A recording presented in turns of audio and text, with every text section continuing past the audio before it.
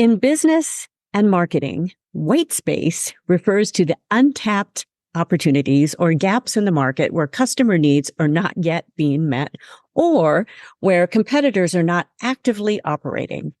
Linda Fanaras, she creates creative branding and data analytics to discover those white spaces. Identifying and leveraging white space can lead to innovation, new product development, or the creation of new market segments, offering businesses the chance to differentiate themselves and capture new revenue streams. So stay tuned as we unpack some applicable principles for expanding opportunities.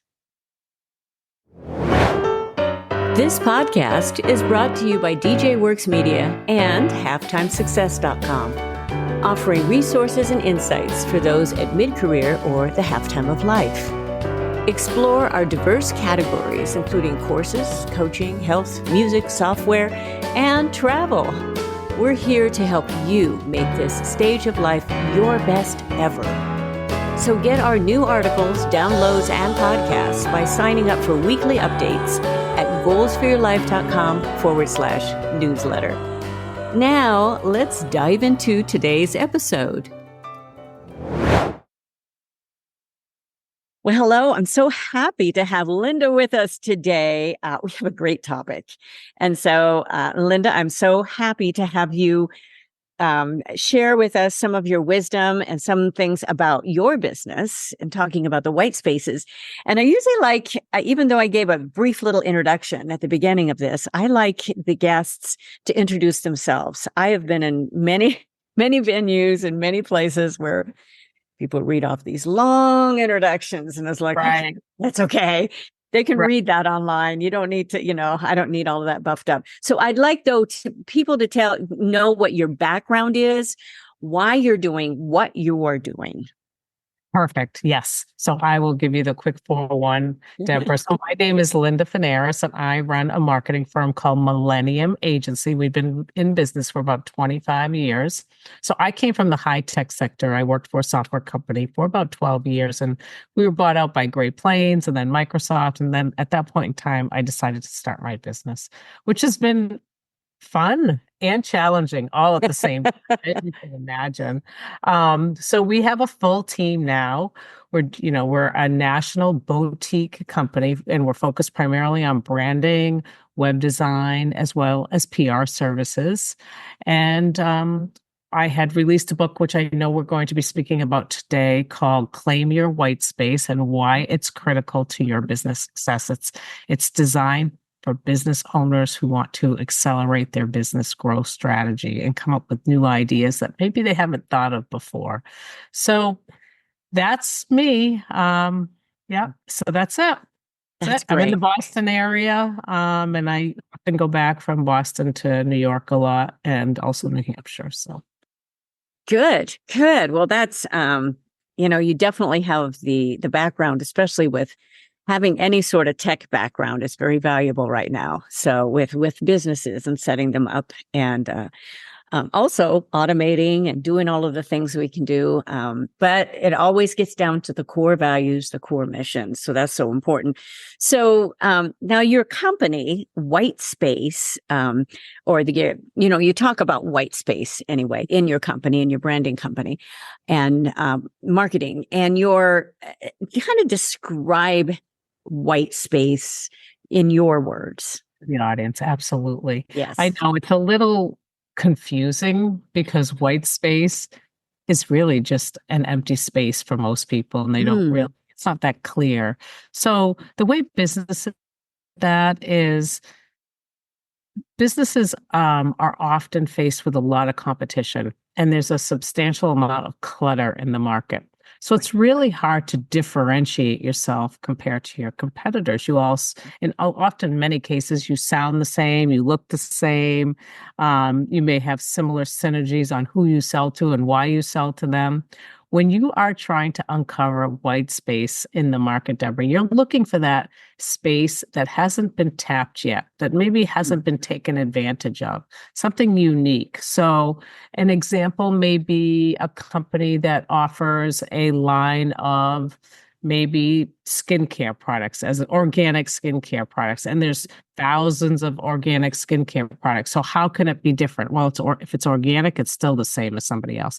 If it's maybe botanicals, well, that's still also out there as well. But maybe you use like a cold fusion process or something that makes it a little unique and different. And that white space is something that you're trying to uncover and determine and use that to your advantage to grow your business. It doesn't just have to be that type of example. There's many different types of examples, which we could, talk about today on maybe how companies might be able to find that and use that to their benefit. That is so very valuable. And in fact, I've, started this affiliate program that'll be up halftimesuccess.com and that's one of the questions that I ask every single affiliate, every single person that is applying to be a part of that. What is your uniqueness? Because there's a million tax preparers. There's a million, like you said, beauty products. Oh my goodness. What are they? There are so many online courses, coaches, consulting. It's one after the, what is your unique area? And I love that messaging on white spaces. And I hope you really clue us in, because I will be learning from this as well, because, I have online courses as well. So all of us can constantly kind of evaluate. And I know you use a little bit of data and all of that. So that's going to be very interesting. So, and we've already talked a little bit about claiming, why it's important to claim. Because to differentiate, do you want to expand on that at all? Why? And I don't want to simplify the process. The process of identifying your white space could be pretty complicated, or it could be right there in front of you. But most B2B companies may find that they need to go through a pretty substantial process. They need to really look at their competitors. So, Deborah, if you're offering courses as an example, like, why are your courses so special or unique compared to your competitors? Mm-hmm. And if not, well, it's probably time to make them unique or different. Right. And so what can you do to make that happen? And in order to do that, you need to figure out what your competitors are doing, what you're doing, what is different? What is the pricing strategy? What is your distribution strategy? What is your marketing strategy? What is your naming strategy? Are you easy to remember? Are they difficult to remember? Is your brand, the look and feel of what your company looks like? Is it dynamic enough? Does it engage your audience? And these are the types of questions that you do want to ask yourself, because at the end of the day, you may find that, oh boy, we have like 5 other companies that do exactly what I do, and they have a very similar name. And then you're out competing with them without even realizing it. So it's really uncovering that specialness about you, your product, and how to differentiate yourself in a way that makes sense. There's many different ways companies do that, Deborah. They can do it through naming. They can do it through reposition or rebranding. They can add a product line. They can maybe brand a proprietary process. There's many different strategies that they can put into place to identify that. Right. And it's interesting bringing up when you said products can be very similar, very the same. You can't trademark you can trademark in some ways a name, but you can't copyright like a book title or a song title. So someone else can write a song with the exact same title as you have. Somebody else can write a book with the exact same title that you have, which has happened to me, by the way. So it's that, and you're going, oh no, what's going to happen? And what you said, adding products, adding the differentiating, and in the language, I knew our emphasis was totally different. Right. And the other book was a great book, but it was mine's different. Mine is just a whole different emphasis, different audience. Right. So I think it was a really good lesson to me. and if it has a similar name but it has the content is completely different, then that's something that, needs to be looked at. Right. And, otherwise the market gets very easily confused. Yeah. And maximize on it. And I'm sure you help people do that. So that's very, very important. So let's talk about systems. I love good systems when they're in place. It's a lot of work to put them in place. But when they are in place, it just really frees you up is what they do. A good system does that. So why don't you talk about a little bit of your system without giving away, everything, but you're going to give us some clues today for those who are listening to say, how do we go about this process with a system that we can put in place? Yeah, you mean uncovering their white space? Is that what you mean? Yes. Oh, you have a book, obviously. It's called Claim Your White Space, Why It's Critical to Your Business Success. And that outlines a lot of the strategies companies can take into consideration as they go through this process. However, just to simplify it for today's discussion, when a business decides to embark on identifying the white space in the market, they really do want to do their research. Mm-hmm. And that research could go as deep as talking to your customers, talking to your vendors, talking to your employees, because some companies who think they have a brand or culture or identity, they don't. They don't. Maybe the CEO does, Right. but maybe the team doesn't. So it could start from that basic foundation of, okay, we need to build a brand and a brand identity that allows us to stand up on. And so once you can determine what your brand is, your identity, which takes research, you want to look at your competitors again, you want to do your discovery, you want to look at secondary data that's out there in the market. And then you want to build a brand and a brand identity that lines up with who you are. And then you want to determine, okay, how can we position ourselves in the market in a way that is different than everybody else out there. Okay. So that also takes work. I mean, I actually am a facilitator, so I take clients through that process that are really looking for someone to help them with that. So basically, once we identify what that space is in the market and we build out the brand and we build out the messaging, we start to bring those two together into one united brand identity with a real strong messaging architecture. And that's what you go out into the market with. So you have a unique position in the market. So that fundamental level. Mm-hmm. So once that's done, we go through what we call sort of a 5-step process. It's kind of like a 5-step, I don't want to call it onboarding, but it's a discovery process that's pretty intense. And then that takes them through sort of those initial phases. But if you have a company that has a brand and they have a message, but they're like, hey, we've been in the market, we've been around for 25, 30 years. Mm-hmm. We're doing fine, but we really need to jump out of the box here and find something different. Mm-hmm. That's when we have to do a deep dive into other sectors, looking into other things. Cool. Well, it's very, very needed right now because there's so much noise. And how do you break through? How do you cut through the noise and the clutter and all of the other messaging? And I find the simpler, the better. It's hard to be simple.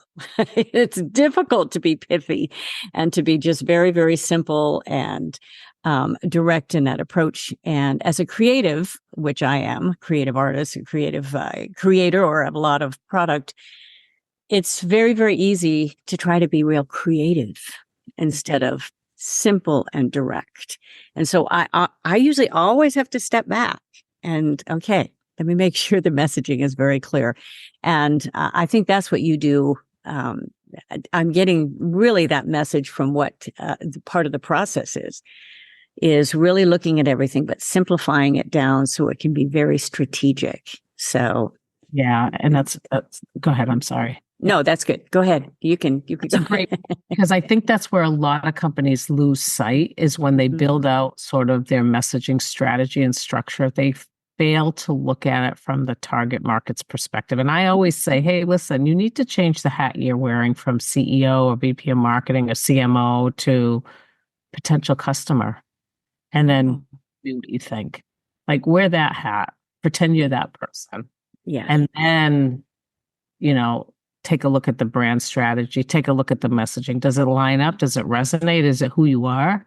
Right. And if it isn't, then, because a lot of people can be great creatives, right? But if they're not creative that lines up with who the actual target market is, you really lose sight of all of that opportunity. Right. And that's what we try to help them overcome and give it to them from multitude of different angles. Yeah. And it's because I've come from the performing arts background. It's like doing a project that's wonderfully creative, but how are you going to book it? Where are you going to book it? Are you going to book it in clubs where you have to bring in an audience, or are you going to book it in a theater to where you will have an audience built in already, which is ideal? Or, are you going to be signing up with, linking your name on with some other artists? And there's so many ways to do that.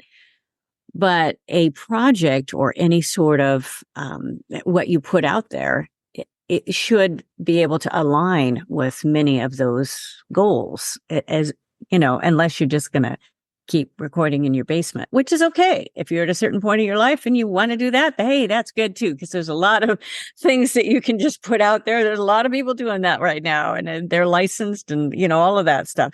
So yeah, but knowing where you're going, I think that's important. Well, I know you have some successful examples, and I'd love to hear a few of those on why this worked, and with some successful examples and how all of that happened.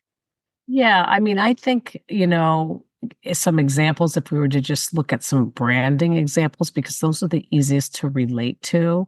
I think and maybe this is also another example is, when I was in the software industry in my early careers, my role was research and campaign development. And we sold prepackaged accounting and business software, and that was what we did.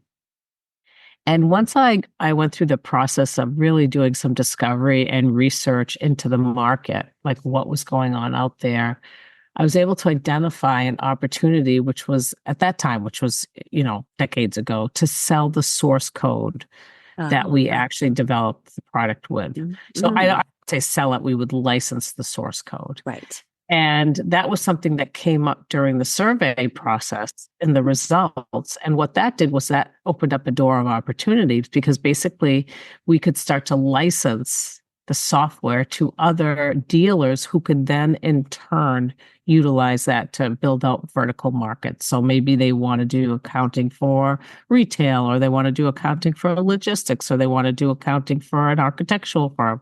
But this gave them the ability to alter the software to actually tie into a specific industry. The beauty about that was it opened up a whole new market for the company. And that is like white space. So that's what you want to say is like, how are you identifying that? And it often does take research. It often takes understanding the economic factors that are up there, that are happening, even political factors, like are there emerging markets that you can take advantage of? What areas are shrinking? What areas are growing? What area of your business is doing well? What's not? And taking a deep dive into that and seeing what you may be able to uncover. Oh, that's great. That's just a wonderful nugget. And it's almost, when I buy into some of this software, which I do because I'm a I'm a nerd, but also I like to automate. So I really study a lot of the new software that's coming out, and hoping that it'll stay around for a while, when I'm going to start using it. But also there's different levels to where you can white label it. So you can use it and when you're talking about white spaces, it's very similar to white labeling, because you can use that then if you are like a web designer. So you can go ahead and use this for a client, or you can use some of those, but those are little that you can put your name on. So as you have selling your code, it's very, very valuable right now, anyone who is in that space, because it's nice to be able to have that option and personalize it for different businesses. So, and different uses that may be just a little bit different than yours. Absolutely. The language is different. Yeah. So every type of business has its own uniquenesses, and being able to create it based on that is important. Yeah. Boy, that's a whole different area of marketing too. Yes. It's a whole different segment.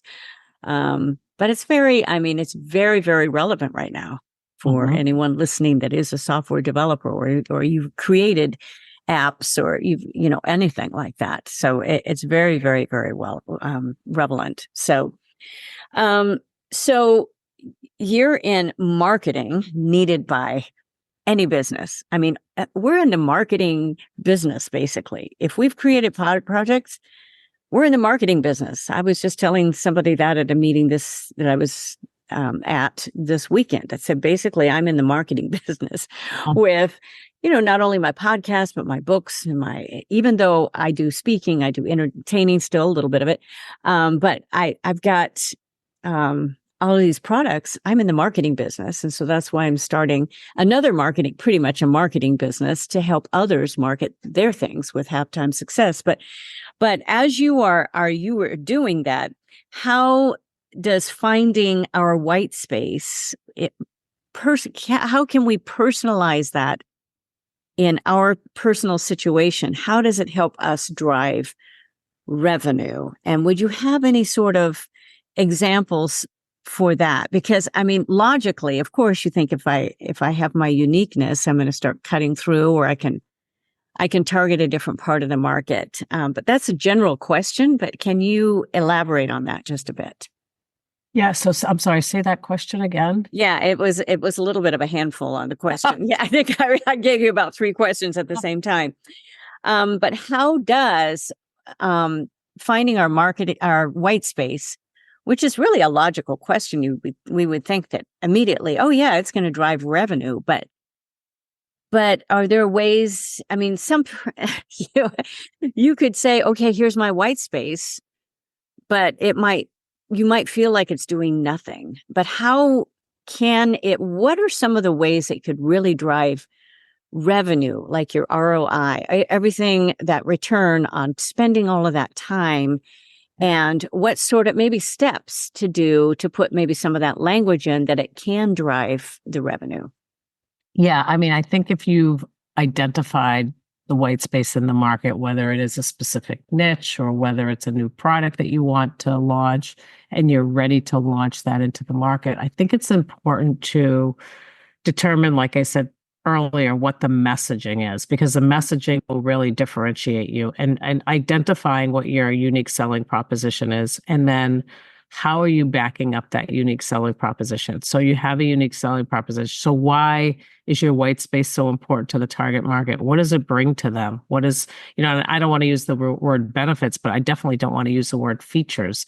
You want to, what's the value propositions that it brings to the individual or the company, because it needs to relieve some sort of pain that they have, right? It's an emotional pain, especially when you're looking at building out something as simple as a unique selling proposition. Like that has to be an emotional appeal, because why? Why do I want to be successful in business? Well, maybe it's financial freedom. Maybe I want to be rich. Maybe I want to be, what are the reasons, and how can you utilize that to start to build a campaign strategy around that concept?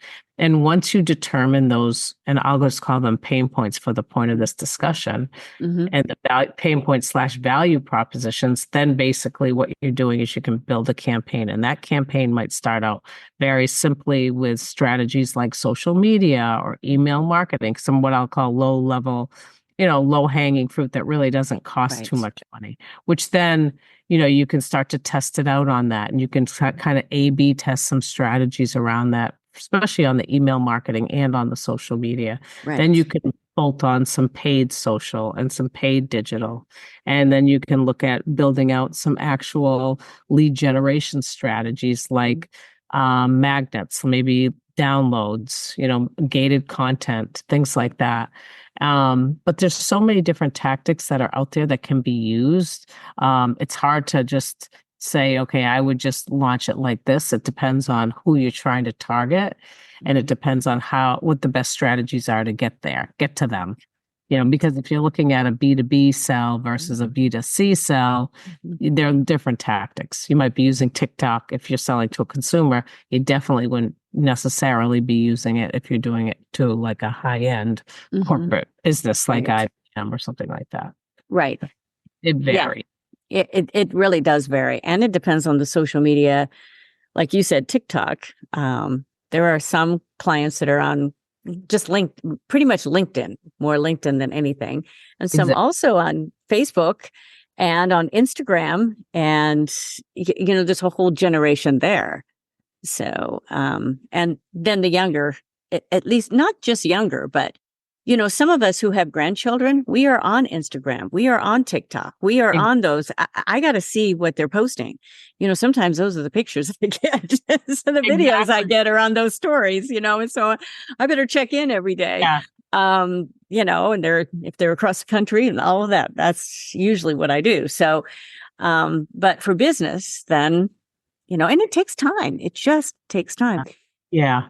To launch yes. Or I don't know if you're relating to launching a business or to even launch, and takes time. And I think people lose sight because they think it's going to be a quick win. I mean, if it's a quick win, you're just lucky. Yeah, you're just very, very lucky. And I always say, like, plan on 5 years, plan on, because that's how long it will take. And if it's sooner, you're just lucky. So it's a lot of work. It's a lot of strategy, a lot of testing involved, finding out what works, what doesn't work, and then trying to make modifications based on that. Right. It's interesting because there's that dream of like working for yourself, and, and you've had sometimes when like you've had this box. Okay. And here's it is. Now, all of a sudden there's no box. So, okay. So yeah. And it's different. And, I've had those conversations as well. I didn't even realize I was an entrepreneur until after I had been in business for a length of time. They never even used that term when I went through college and all of my, touring, all of that. I never even heard of what that term was. Right. And now, of course, there are emphasis even in college courses and majors and with entrepreneurs. So they understand all of those steps of what it takes. And so that's, There's a lot of that, to become an entrepreneur, there's a lot of learn as you go. Yes. Yeah. I mean, unless you're fortunate to be in maybe a family-owned business, or you had some of the, expertise during, your earlier years, but there are a lot of facets involved in successfully running and owning a business. Right. Well, I've really seen a lot of the pain points as, now I've had this podcast running for some years, and it's built. And the number of requests that I get to be interviewed, and that's why I've increased some of my interviews as bonuses now and added a few, which is a lot more work on my end, doing the video and doing the, the messaging and all of that. But there is some pain points for people. Like, they need to get their messaging out. And this is a wonderful avenue. This was never around, of course, even when I started, doing it with my business. And it's a wonderful, wonderful tool to be able to have. In fact, I've been so busy, I haven't had time to be on other podcasts. So usually I do a couple a month at least, and I just haven't had time. So I will probably end up working those back in again when I have those opportunities, the right opportunities. But it's I think there's just when you start getting into an area where people need to get their messaging out, and that's really why I started Halftime Success. Is what people have these products. Oh yeah, and here's how you can market. To help people market it through this venue, and it's like and it's at the beginning right now, but I think that will just really grow. There's that pain point of more people need to know about your messaging. And one of the requirements is, what is your uniqueness? People are having a hard time telling me how they're differentiated from others, and, kind of helping people through that is important. Your job is very important, helping people through that. If they're listening to this and going, okay, I need to go to Linda or some sort of company to help me find my uniqueness, some sort of coach. So appreciate that. Well, let's talk about what's next, for you, for your company. I love your background, of course, in tech and all of that, and now with your software and all of that. What's next for you and your team, and especially with the expansion of AI, because that's big right now? It is big, and that's a great question. So I always look at AI as it's sort of like when social media came around, you're like, it's not here to stay, or the internet. Oh, maybe it's not going to be here for very long. AI, maybe it's, it's no. but it's here to stay. Mm-hmm. So it's really identify, and we do use it internally to some degree. We don't use it to create, our work. We use it as a foundational way to sort of come up with strategy and ideas that we might think are important. So we have embraced it internally, and I think it's important for companies to embrace it. There needs to be some safeguards around it, which, the technology has taken off so quickly. I don't think the rest of the world has really stepped up to put those safeguards around the technology because it's very powerful. But we do embrace it as a company. I do back it. We've had a lot of people on my podcast, my B2B brand 180 podcast speaking about AI and some of the opportunities around AI. So as far as my company is concerned, I mean, we continue to move into the direction of always innovating. Because that's what we need to do and be as a marketing firm. We have to always be innovators. So we also need to be embracing what's next. So we're constantly looking at that. So internally, I have a team of branding experts and web designers and also PR folks as well, any content folks to build out strategies for the B2B market. And that's pretty much the direction that we're headed into. We'll continue to do that as time goes on. Yeah. Yeah. And I also have Deborah, I don't think I could, but I have an organic skincare line too called Eclatant Botanicals. Yes. Wow. Which is fun. That's kind of like a fun thing to do. Yeah, I'm so glad you mentioned that because that's a huge, at halftime, skincare is really important. We start paying more and more attention to that. So I hope we can talk a little bit more about that because that's always of interest, Yes. and as we look at the lines and everything on our face, we're going, okay, yeah, keep that moisture going. So that's wonderful. So, when you mentioned, we thought it would go away. It's I wish, because I come from, still am, come from a professional musician background. I tell you, we really, really thought rap would never last. I remember when it came out, I am that old. And we all talked, all of us who are pianists, vocalists, composers, and we said, there's no way this is going to last. And surprise, surprise. It is very, very relevant and, in part of the genre now, of course, voting for the Grammys, there's a whole the whole category about all that. So it's just really rap, hip hop I could understand, but the rap was just a little bit different. But, it's just interesting to embrace it, to understand it as much as possible, and to use it very discretionally and intelligently. It's a wonderful tool for rewriting, for rephrasing, for giving ideas. I use it all the time for giving ideas because when you're sitting alone in your office and behind your computer, it's like having another little assistant, and you have to always fact check because they, Chat GPT, it's given me some, great books, great sources. Can't find them. Where did that come from? It's nowhere. So you really do have to fact check. Very, very important. Sources are extremely important. And always going back to the main source is very important too. That's always been important for me. So for my writing. So, well, this has been fascinating. Any other things? I want you to give all of your information, of course, so people can listen. It will be in the show notes, by the way.